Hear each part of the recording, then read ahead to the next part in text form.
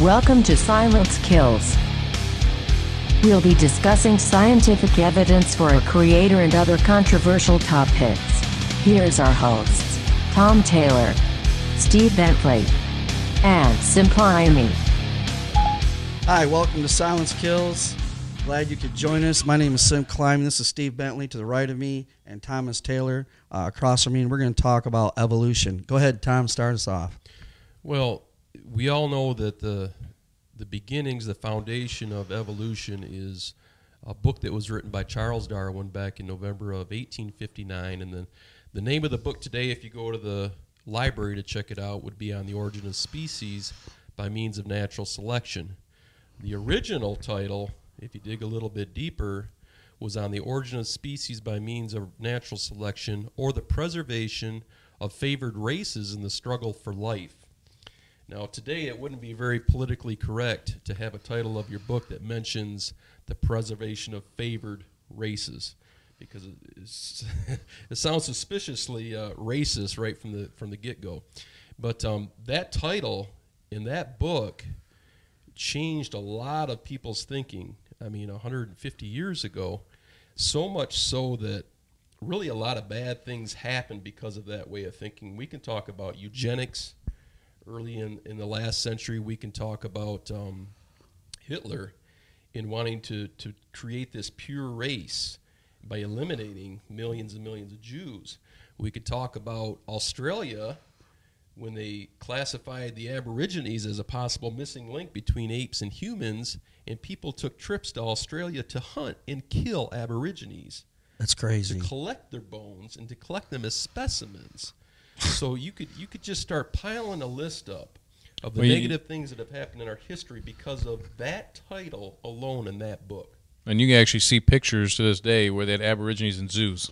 You absolutely can. They did that, and that's the things they used that. It spawned a new era in science, that they used that as their premise for all kinds of experiments, and all under it's natural order. We should always try to better ourselves, and they had a logic behind it. Like, we're trying to improve the human race. We're trying to make things better by getting rid of undesirables, and cleansing our genetic structure and moving forward and making things better, and which all comes back to the premises that are put forth in that Darwinian evolution, is that things continue to improve and get better, which, if we've talked about before, is the opposite of entropy.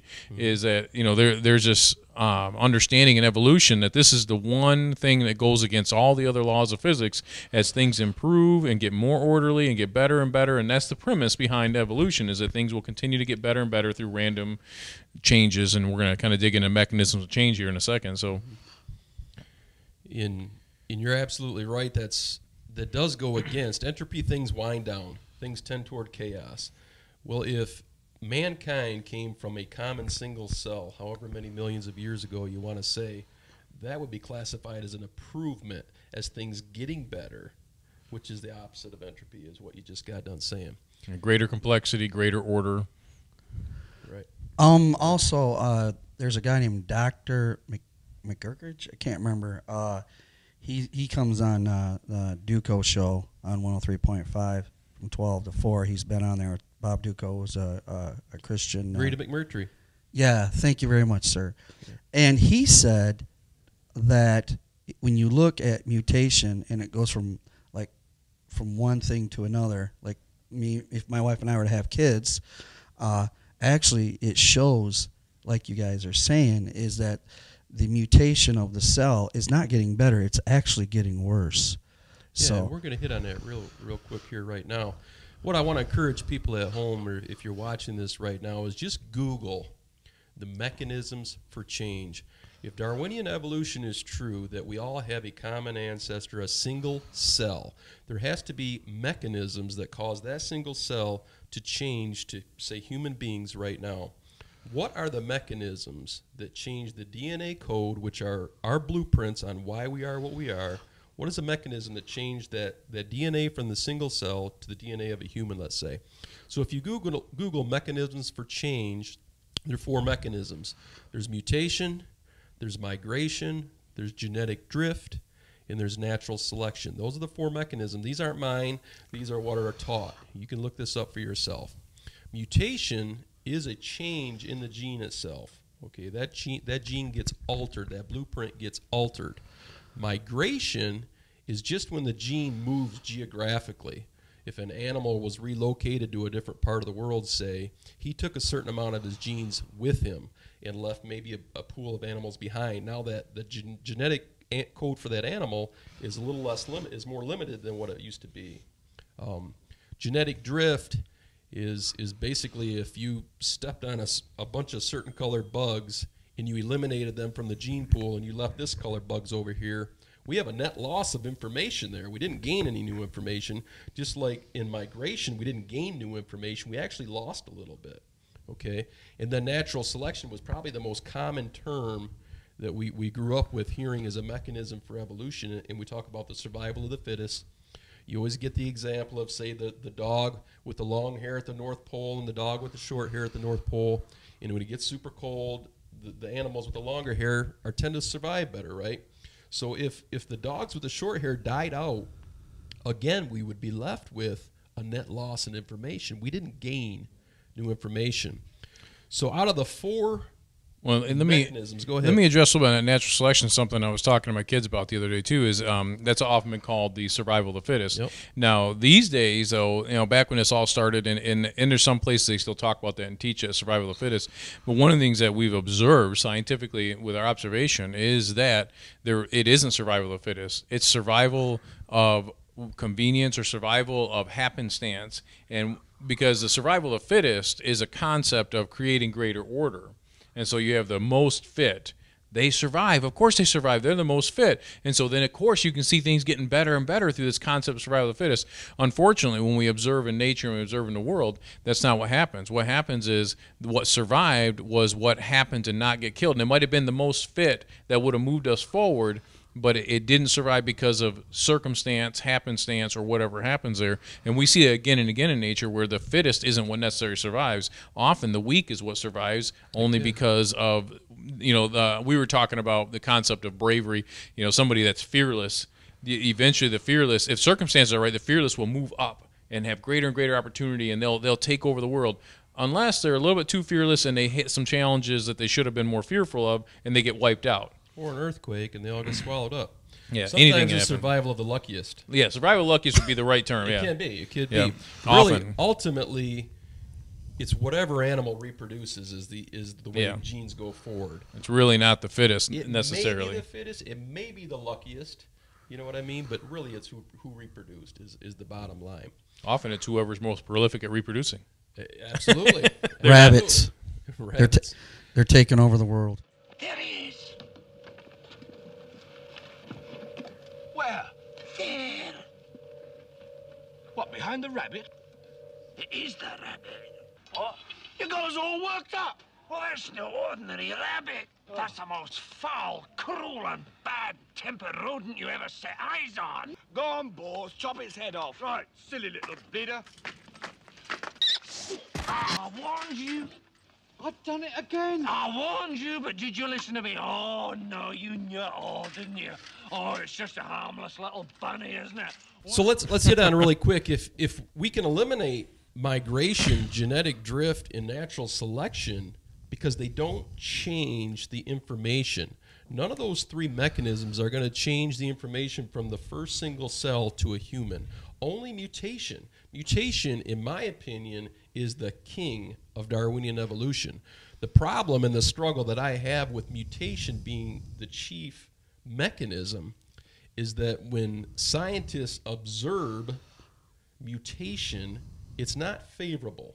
And we could talk about fruit flies because geneticists and scientists who study genetics, they use fruit flies prolifically. And they've been using fruit flies and studying fruit flies for over 100 years because they reproduce at a rate and they can reproduce several generations within months. I mean, just turnover is fast, so they can see several generations, exactly what you'd want if you're studying genetics. And even when they cause mutations, intelligent causation of mutations within those fruit flies, what they find is that they still produce fruit flies. They don't produce cockroaches. Okay, they don't produce apples. They produce fruit flies. So the chief mechanism, mutation, I would present fails to give us a picture of what we see on our universe today or on our planet today. I have a question for you, and because what's taught, and I haven't been in school for years, so I'm 46, so it's been quite a few years, but what I can remember is being taught in science.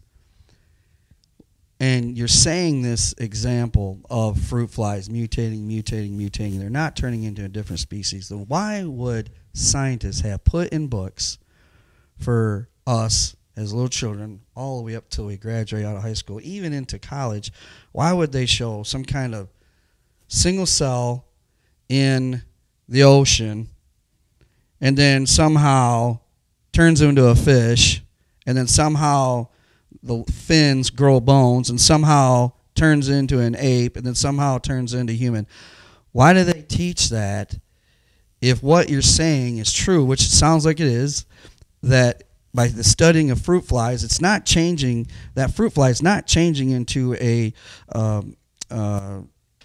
some kind of dinosaur or some kind of bird. It's not happening. Why are they teaching that? Well, I think that from our aspect, it's easy to know why they're teaching it. We believe that there's a spiritual world. We believe that there's a God. We believe it is a movement, obviously, away from God. It's a movement toward secularism, to remove God from the classroom. Those same schools where they're teaching this, they used to use the Bible as the reading book to teach people how to read. That's what my answer would be. Well, and I think it's interesting too in this that kind of shooting off a little bit about what you were just saying, Sam, is that when they first developed this understanding, and they've built on a crumbling foundation ever since. That's part of the problem. But when they first developed this understanding, their understanding of life was so simple. Mm-hmm. A cell, and you may remember this was long enough ago that we all learned this in science, that a cell was a cellular wall, some juice, they call it like protoplasm or something, and then there was a nucleus, and it just worked magically. And it was the simple cell is what they call it. Yeah, the simple cell, and that was their understanding. And one of the things Darwin actually said was that if it's more complex than this, and my theory completely falls apart. Well, it's way more complex than that. Exactly. And that's where you'll see in the concept of evolution, the age of the Earth has had to be pushed back more and more and more, because the magic wand is more time. It's like, so originally it was over millions of years, and then it was like, oh no, it's got to be long. It's over billions of years, and then eventually it was like, well, there's no way the Earth can be older than this based on all what we've claimed is true. So now they've talked about the Earth being seeded with spores of life from meteorites that have come from other planets, exploded or whatever, that had more time to have life develop there, because it's so complex. They've shown that it won't work, and so their own working within their own biased studies, they are finding that it doesn't hold up. The concept doesn't hold up through the whole thing. And then you get all the other things, like we have never been able to observe speciation, where there's something's changing from one species to another. We've never been able to observe that or find any record of that or anything like that. And so how do why do they do that? It's their faith. It's their statement of faith. And when you look at what the theory of evolution is written as, part of it is not just, here's the mechanisms of change, this is what it is. It's undirected. So they're making a faith statement right in the very beginning. It is undirected development. Therefore, it cannot be a creator that's making it happen. It has to be undirected based on their theory and their own wording of it. And that's where you start to see, and this is why we discuss this, is the problem isn't that, for me, the problem is not that evolution has to be untrue for me to believe in God. If the science is solid and it shows it and demonstrates it, then I'd be like, well, maybe my understanding of how God made the world is not right. It doesn't change who God is. My problem is it's bad science. It's teaching bad science. It's teaching things that, you go back, and I think, Tom, you were saying that you look back on the stuff and they always had these magic wands in there, like long ago, some things happened. What were they? Well, I was going to, we're going to maybe start a new segment here at Silence Kills, and it's called Google It.